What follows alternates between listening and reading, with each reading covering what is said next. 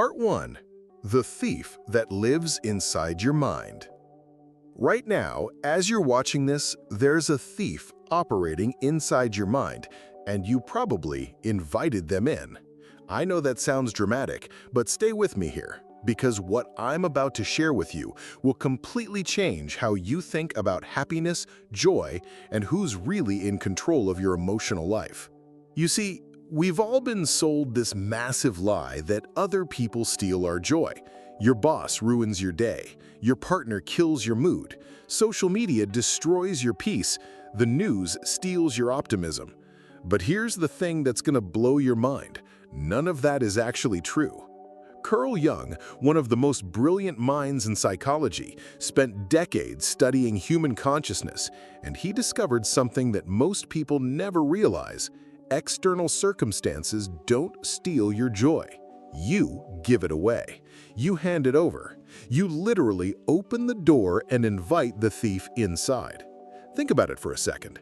Have you ever noticed how two people can experience the exact same situation, let's say getting stuck in traffic, and one person is absolutely losing their mind, honking, screaming, ruining their entire day, while the other person is completely calm, maybe even enjoying some music or a podcast? Same traffic, same delay, completely different emotional responses. So what's the difference? The difference is internal. It's psychological, and Jung understood this better than almost anyone who ever lived. He once said, "Everything that irritates us about others can lead us to an understanding of ourselves." Now, when most people hear that quote, they think it's just some nice philosophical idea. But Jung was pointing to something much more profound and practical. He was revealing the mechanism by which we rob ourselves of joy every single day. It's called psychological projection, and it's probably happening to you right now without you even knowing it. Here's how it works. Instead of dealing with the uncomfortable parts of ourselves, our fears, our insecurities, our unresolved issues, we unconsciously throw them onto other people and situations. We make them the problem. We make them responsible for how we feel. Your coworker isn't actually stealing your peace. You're projecting your own need for control onto their behavior. Your ex isn't ruining your happiness. You're projecting your own unhealed wounds onto their memory. That political figure you can't stand isn't destroying your joy. You're projecting your own sense of powerlessness onto their actions. And here's the kicker. Every time you do this, every time you make someone else responsible for your emotional state, you're literally giving your power away. You're taking the remote control of your inner life and handing it to people who probably don't even know they have it. Jung called this phenomenon the shadow, all the parts of ourselves we don't want to acknowledge or deal with. And when we don't integrate our shadow, when we don't take responsibility for our own psychological material, it starts running our lives from the background.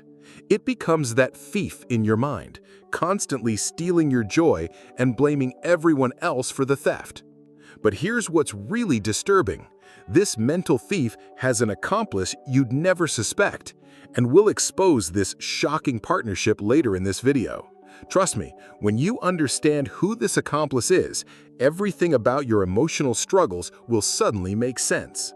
The beautiful thing about Jung's approach is that once you understand this mechanism, once you see how you've been unconsciously giving your power away, you can start taking it back. You can start reclaiming your inner authority.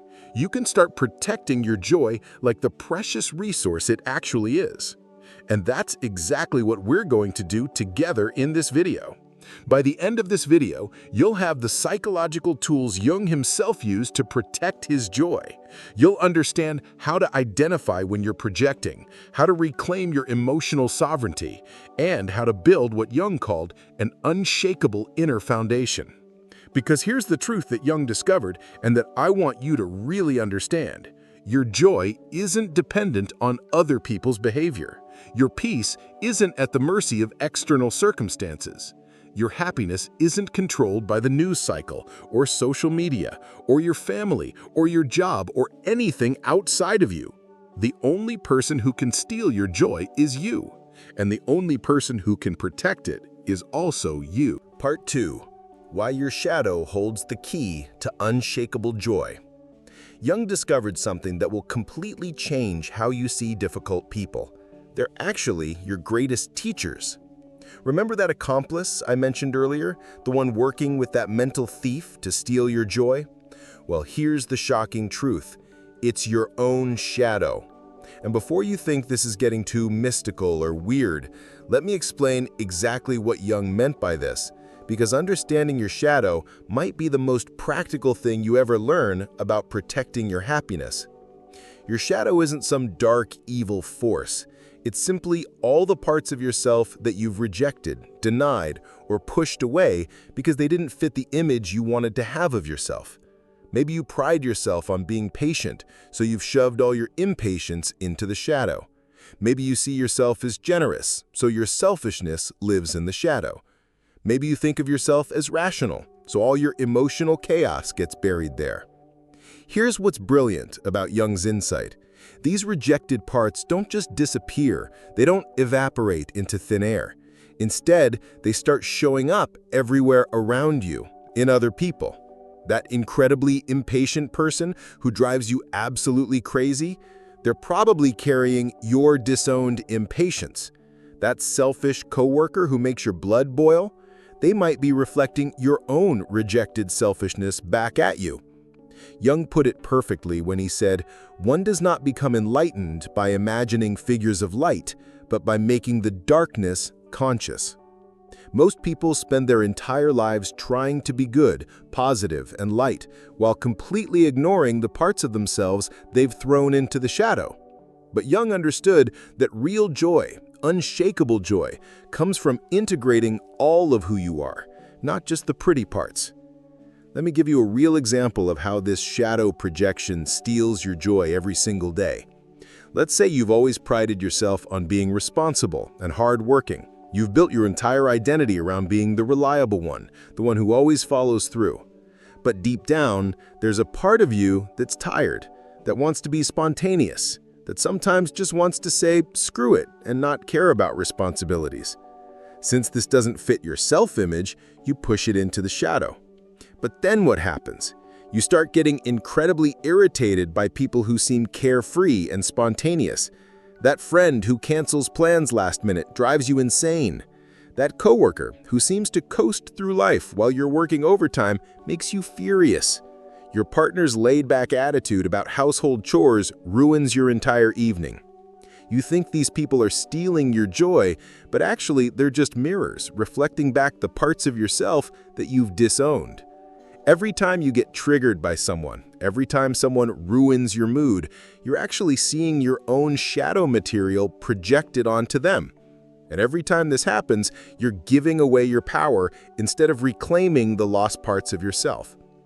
This is why Jung said that everything that irritates us about others can lead us to understanding ourselves. Those difficult people in your life, they're not obstacles to your happiness, they're actually showing you exactly which parts of yourself you need to integrate to become whole. But here's where it gets really interesting. You're already learning what most people never discover about their own psychology. Most people go through their entire lives reacting to their shadow projections, getting triggered by the same types of people over and over again, never realizing they're essentially fighting with themselves. The people who seem to have unshakable joy, the ones who remain calm and centered no matter what's happening around them, they've learned to work with their shadow instead of against it. They've learned to recognize when they're projecting and to use those moments as opportunities for growth instead of reasons to lose their peace. Jung discovered that when you start owning your shadow, when you start recognizing and integrating these disowned parts of yourself, something magical happens. Those people who used to trigger you suddenly lose their power over your emotional state. That difficult family member who used to ruin every gathering becomes just another person with their own struggles. That annoying coworker transforms from an enemy into a neutral presence in your life. But there's a specific technique Jung developed that can turn your worst enemy into your best friend. I'll show you exactly how to do this in just a few minutes, and when you master this technique, you'll never look at difficult people the same way again. See, Jung understood that the goal isn't to eliminate your shadow, it's to befriend it. It's to reclaim those lost parts of yourself and integrate them consciously, instead of letting them run your life unconsciously. When you do this, when you start owning all of who you are instead of just the socially acceptable parts, you become psychologically complete. You become whole. And wholeness is the foundation of unshakable joy.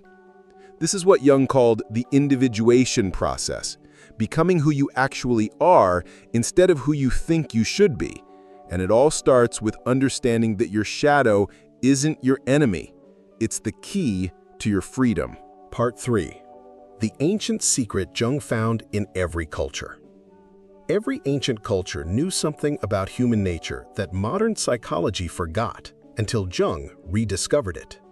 While studying mythology, religion, and folklore from civilizations across the globe, Jung noticed something absolutely fascinating. Whether he was looking at ancient Egyptian texts, Norse mythology, Hindu scriptures, Native American stories, or Christian symbolism, the same patterns kept appearing over and over again. The same characters, the same journeys, the same fundamental truths about human nature showed up everywhere, even in cultures that had never contacted each other. This wasn't coincidence. Jung realized he'd stumbled upon something profound, what he called the collective unconscious. This is a layer of the unconscious mind that's shared by all humanity, containing what Jung termed archetypes, universal patterns or images that exist in every human psyche regardless of culture, time period, or geography. Think about it. Every culture has stories about the wise old man, the great mother, the hero's journey, the shadow figure, the trickster. These aren't just random stories people made up. They're reflections of deep psychological truths that exist within every human being. They're maps of the human soul that our ancestors understood intuitively. But here's what Jung discovered that changes everything about how we understand joy and happiness. There's one archetype that stands above all the others. Jung called it the self, with a capital S. This isn't your ego self, your personality, or your social identity. This is your deepest, truest essence, your authentic nature before society, family, and culture told you who you should be. Jung said, your vision becomes clear when you can look into your own heart. Who looks outside dreams. Who looks inside awakens. This quote isn't just beautiful poetry, it's pointing to the most practical psychological truth you'll ever encounter. Real joy, unshakable joy, doesn't come from external achievements, other people's approval, or favorable circumstances. It comes from connecting with your authentic self. Most people spend their entire lives looking outside for happiness.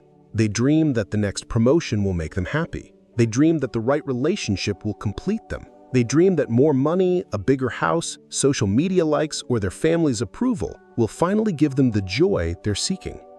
But Jung understood that this external seeking is actually what keeps us miserable. Here's the problem. Modern culture has systematically disconnected us from our true self. From the moment we're born, we're conditioned to be who others want us to be. Your parents had expectations, your teachers had expectations, your friends, your culture, your society. Everyone had an opinion about who you should become. And slowly, layer by layer, you buried your authentic self under all these external expectations. You learned to smile when you were angry to keep the peace. You learned to be quiet when you wanted to speak up to avoid conflict. You learned to pursue careers that looked impressive rather than following what actually excited you. You learned to seek approval from people whose opinions don't even matter to you. You built an entire personality around what would be acceptable, lovable, and successful in other people's eyes. But here's what Jung realized. Every time you betray your authentic self to please others, you lose a piece of your joy. Every time you choose what looks good over what feels right, you disconnect a little more from your source of genuine happiness. Every time you prioritize external validation over internal truth, you hand over more of your power to people and circumstances outside yourself. This is why so many successful people are miserable. They achieved everything society told them would make them happy, but they did it by abandoning their true self. They climbed the ladder of success only to realize it was leaning against the wrong wall. Jung called this process individuation, the journey of becoming who you actually are, rather than who you were conditioned to be. It's about peeling away all the false layers, all the people-pleasing masks, all the socially acceptable personas, and reconnecting with your authentic core. And when you do this, when you start living from your true self instead of your conditioned ego, something miraculous happens. You stop needing other people to behave a certain way for you to be happy. You stop requiring external circumstances to align perfectly for you to feel joy. You stop seeking validation from people who don't even know the real you, because you found the source of happiness that was always within you, your authentic self. But there's one particular archetype that, when you understand it, makes you virtually immune to other people's negativity. We'll explore this psychological superpower in the next part. Jung spent his entire career showing people how to reconnect with their authentic self, and the results were extraordinary. People who had been depressed for years suddenly found meaning and purpose. Individuals who had been anxious and insecure discovered an unshakable inner confidence. Those who had been seeking happiness everywhere except within themselves finally found the joy that had been waiting for them all along. The ancient secret isn't really a secret at all. It's the truth that's been staring us in the face through every myth, every spiritual tradition, every piece of wisdom literature ever created. You already have everything you need to be happy. You just need to remember who you really are underneath all the conditioning. Part 4. The psychological superpower Jung called active imagination. Jung had a technique so powerful that he kept it secret from most of his patients until now. This wasn't because he was being secretive or elitist. It was because this technique was so profound, so transformative, that Jung knew most people weren't ready for it. He called it active imagination, and it's the closest thing to a psychological superpower that exists in human consciousness. Remember that archetype I mentioned that makes you virtually immune to other people's negativity? Well, it's actually accessible through this technique. Jung discovered that within every person's psyche lives what he called the wise old man or wise old woman, an internal figure that represents your deepest wisdom, your highest perspective, and your most compassionate understanding. Most people never access this inner wisdom because they're too busy listening to their ego mind, that constant chatter of worry, judgment, and reaction that runs most people's lives. But Jung found a way to bypass the ego and communicate directly with the deeper layers of consciousness. And when you learn to do this, difficult people in challenging situations lose their power to steal your joy because you're operating from a completely different level of awareness. Here's how active imagination works, and I want you to really pay attention here because this could change your life. Unlike regular daydreaming or fantasy, active imagination is a conscious dialogue with your unconscious mind. You're not just making things up, you're accessing real psychological wisdom that exists within you but below the threshold of ordinary awareness. Let's say someone at work really triggered you today. Instead of ruminating about how wrong they were or how unfairly they treated you, which is what most people do and why they stay stuck in emotional reactivity, you would use active imagination to process this experience on a deeper level. You would find a quiet space, close your eyes, and imagine yourself in dialogue with your inner wise figure. You might see this figure as an old sage, a loving grandmother, a wise teacher, or whatever form feels right to you. Then you would explain the situation to this inner wisdom and actually listen for a response. Now here's what's amazing. The responses you get aren't just your regular thoughts dressed up in imagination. They come from a deeper place, a wiser perspective that your ego mind can't access on its own. Your inner wise figure might say something like, "This person is carrying tremendous pain, and their behavior toward you has nothing to do with you and everything to do with their own unhealed wounds. Can you see them with compassion instead of judgment?" Jung said, the privilege of a lifetime is to become who you truly are. Active imagination is how you discover who that is. Through these inner dialogues, you start accessing parts of yourself that are wiser, more compassionate, and more resilient than your everyday personality. You start operating from your authentic self instead of your reactive ego. Let me give you the practical steps for developing this psychological superpower. First, you need to create a regular practice. Set aside 15 to 20 minutes when you won't be interrupted, find a comfortable position, and close your eyes. Take a few deep breaths and allow your mind to settle. Now, bring to mind a situation or emotion that's been troubling you. Instead of analyzing it with your thinking mind, imagine yourself in a safe, peaceful place, maybe a garden, a forest, or a comfortable room. Then invite your inner wise figure to join you there. Don't worry if nothing happens at first. Don't judge whatever comes up. Just remain open and curious. Ask your wise figure about the situation you're facing. What would they like you to understand? What perspective are you missing? How can you respond from wisdom rather than reactivity?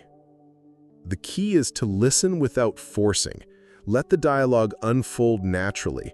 Sometimes the wisdom comes as words, sometimes as images, sometimes as a feeling or knowing. Trust whatever emerges, even if it surprises you. What Jung discovered is that when you practice active imagination regularly, you develop what he called psychological resilience.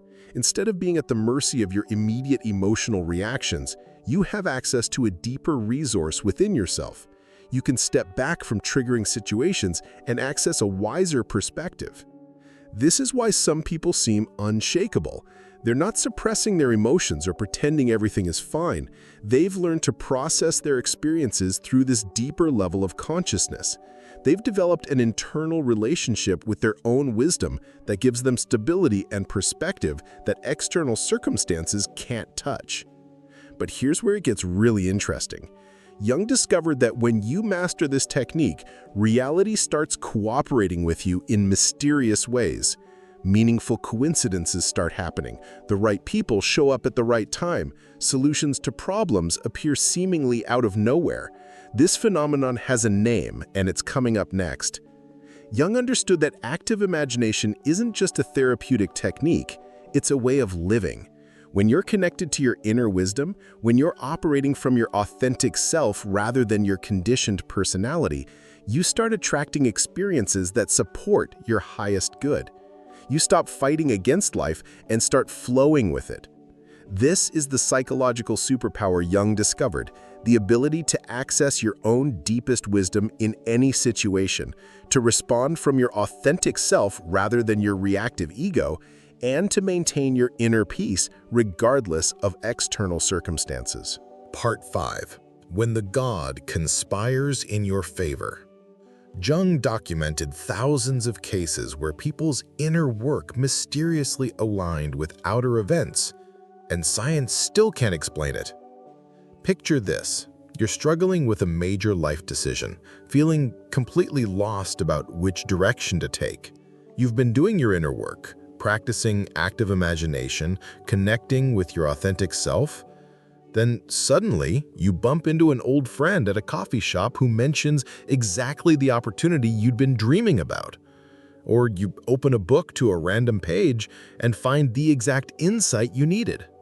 Or you keep seeing the same number sequence everywhere, and it leads to information that changes everything. Most people would call this coincidence. Jung called it synchronicity, and he believed it was one of the most important discoveries of his entire career. Jung defined synchronicity as meaningful coincidences, events that are connected not by cause and effect, but by meaning and significance. He spent decades studying this phenomenon and came to a startling conclusion. When you're aligned with your authentic self, when you're living from your deepest truth rather than your conditioned ego, reality starts organizing itself to support you in ways that seem almost magical. He said, synchronicity is an ever-present reality for those who have eyes to see. This wasn't mystical thinking. Jung was a scientist, a doctor, a careful observer of human psychology. He documented case after case where his patients' inner transformation was accompanied by meaningful outer events that seemed to support their growth and healing. This is what Jung meant when he talked about the relationship between inner and outer reality. Most people think these are completely separate, that what happens inside your mind has nothing to do with what happens in the external world. But Jung discovered something profound. Your inner state of consciousness actually influences the kinds of experiences you attract and notice in your outer life. When you're operating from fear, scarcity, and disconnection from your authentic self, you tend to notice and attract experiences that reflect those inner states. You see evidence everywhere that life is hard, people can't be trusted, and good things don't happen to people like you. When you're operating from love, trust, and alignment with your true nature, you start noticing and attracting experiences that support and confirm that reality. Jung observed that people who were doing deep inner work, integrating their shadow, connecting with their authentic self, practicing active imagination, started reporting remarkable synchronicities. The right books would appear at exactly the right moment. They'd meet people who could help them just when they needed it most. Opportunities would emerge that seemed perfectly tailored to their growth and development. But here's what's really fascinating. Jung noticed that synchronicities often intensify right when people are about to make a major breakthrough or life change.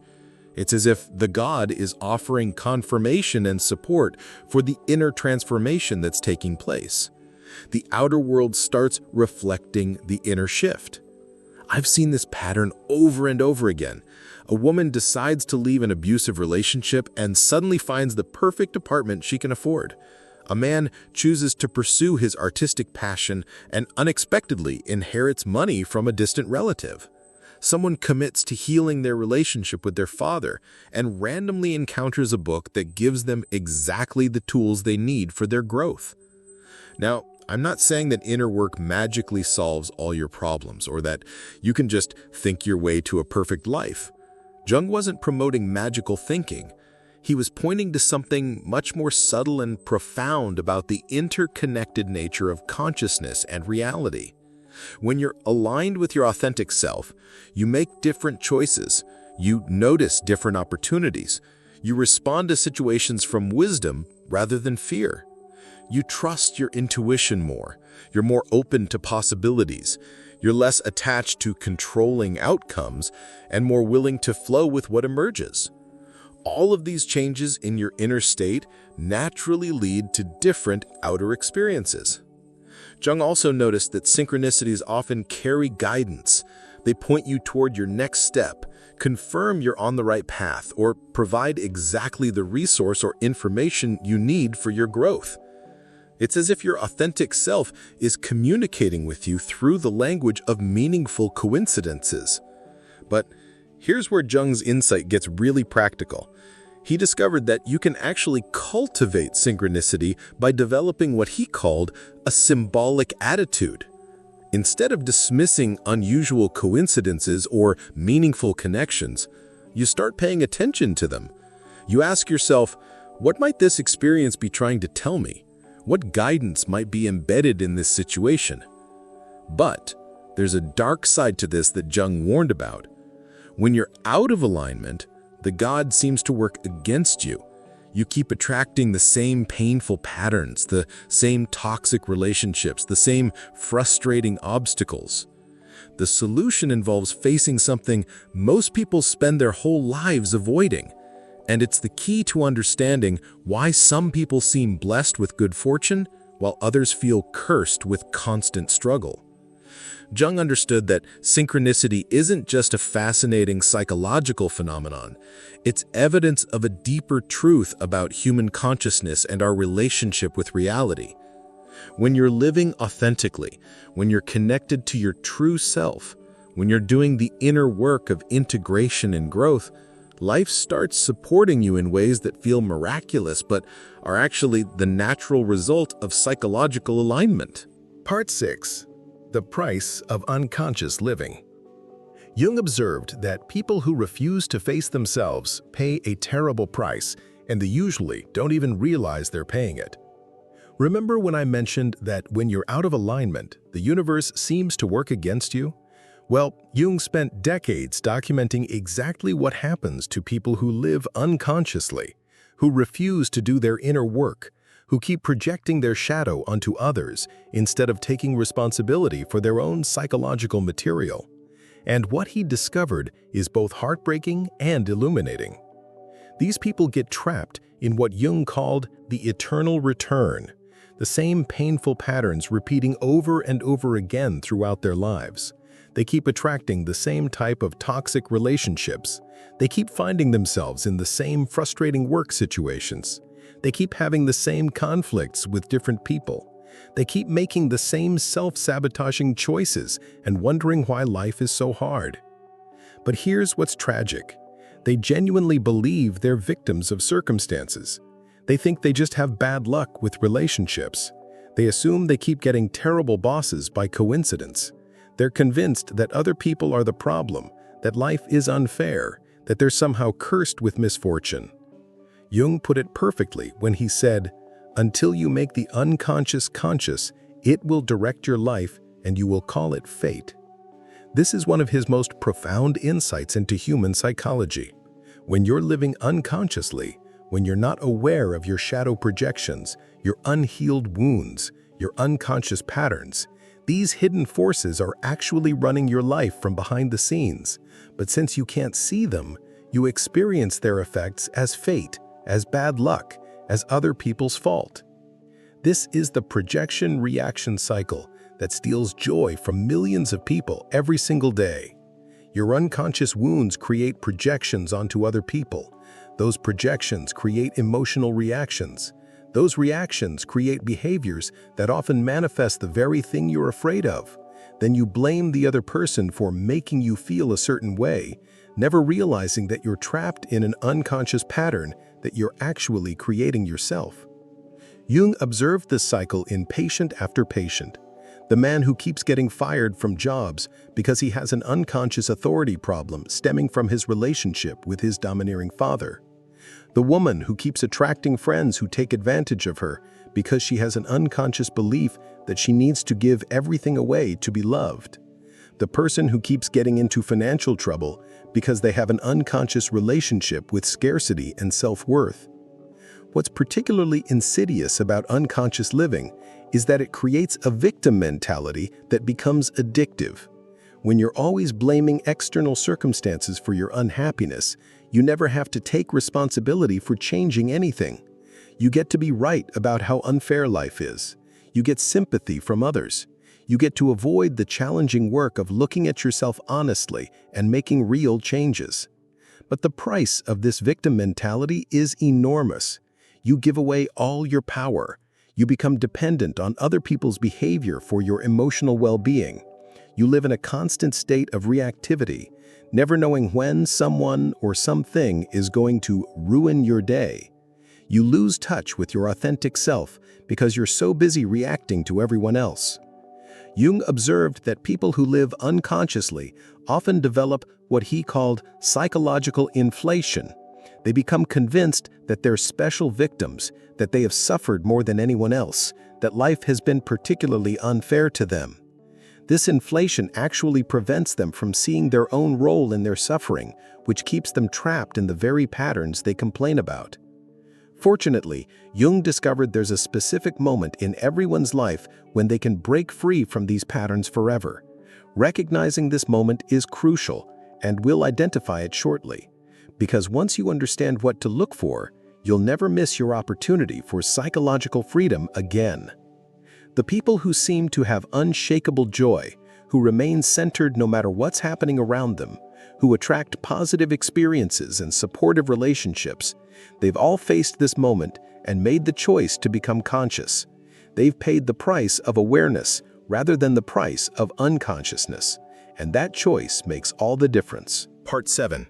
Your personal declaration of psychological independence. There comes a moment in every person's life when they must choose: remain a psychological child or become who they were meant to be. You've probably experienced this moment multiple times without recognizing it. It's that instant when you realize you're living your life based on what other people think you should do rather than what feels authentic to you. It's when you catch yourself seeking approval from people whose opinions don't actually matter to you. It's when you notice you're more concerned with looking good than being real. Jung called this moment the call to individuation, and it's the most important psychological crossroads you'll ever face. Because in that moment, you have a choice. You can keep living as a psychological child, dependent on others for your sense of worth and happiness, or you can declare your psychological independence and start living from your authentic self. Most people miss this moment entirely. They're so conditioned to seek external validation that they don't even recognize when they're betraying themselves for approval. They've been psychological children for so long that they don't know any other way to live. They hand over the remote control of their emotional life to everyone around them: their parents, their partners, their bosses, their friends, even strangers on social media. But you're different. You're watching this video, which means you're already questioning the old patterns. You're already sensing that there's another way to live.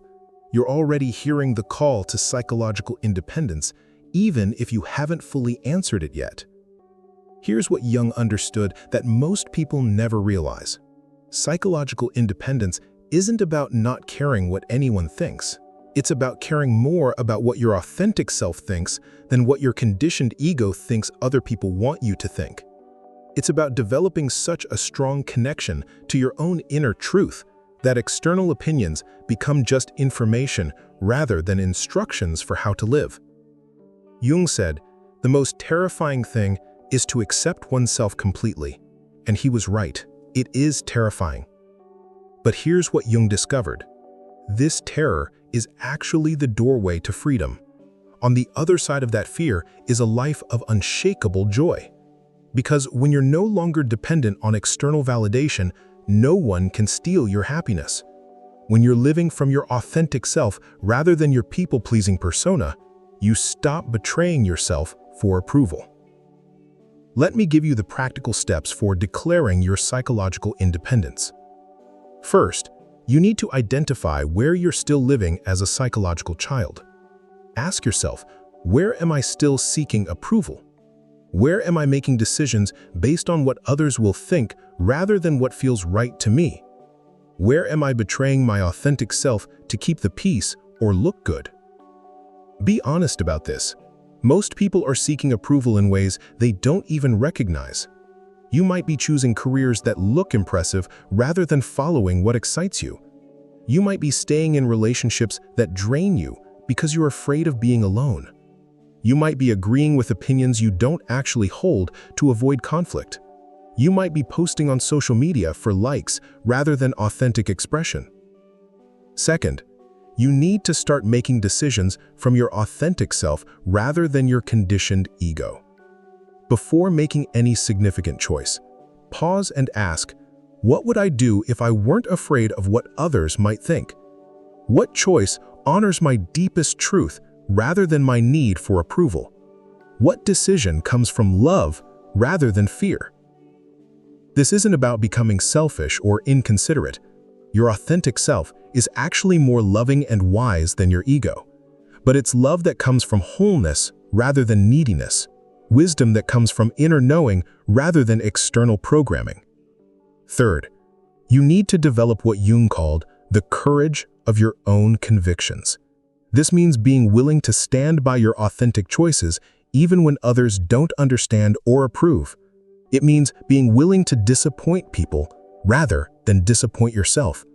It means trusting your inner guidance more than collective opinion. Part 8. The hidden gift in your worst enemies. Jung made a shocking discovery. The people who hurt you most are actually delivering your greatest gifts, if you know how to unwrap them.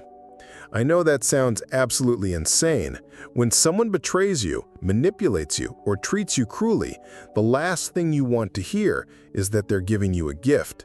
But stay with me here, because what Jung discovered about the hidden purpose of difficult people will completely transform how you see every painful relationship in your life. Remember that hidden gift I promised to reveal? Here it is. Every person who triggers you, every relationship that challenges you, every individual who brings out your worst reactions is actually showing you exactly where your greatest growth potential lies. They're not just random sources of pain, they're precise mirrors reflecting back the parts of yourself that are ready to evolve. Jung put it perfectly when he said, "The meeting of two personalities is like the contact of two chemical substances. If there is any reaction, both are transformed." This wasn't just poetic language. Jung was describing a fundamental law of psychological development. When someone triggers a strong emotional reaction in you, that reaction is pointing to something within you that's ready to be transformed. Think about the person in your life who pushes your buttons more than anyone else. Maybe it's a family member who always makes you feel inadequate. Maybe it's a coworker who brings out your anger. Maybe it's an ex-partner who left you feeling abandoned and bitter. Now, here's Jung's radical insight. This person is actually reflecting back to you your own unlived potential. Let me explain what I mean by unlived potential. These are the qualities, strengths, and capabilities that exist within you but haven't been fully developed or expressed. Ironically, we often see these unlived aspects of ourselves most clearly in the people who irritate us the most. That arrogant coworker who drives you crazy? They might be reflecting your own unlived confidence, the part of you that needs to learn to value yourself more.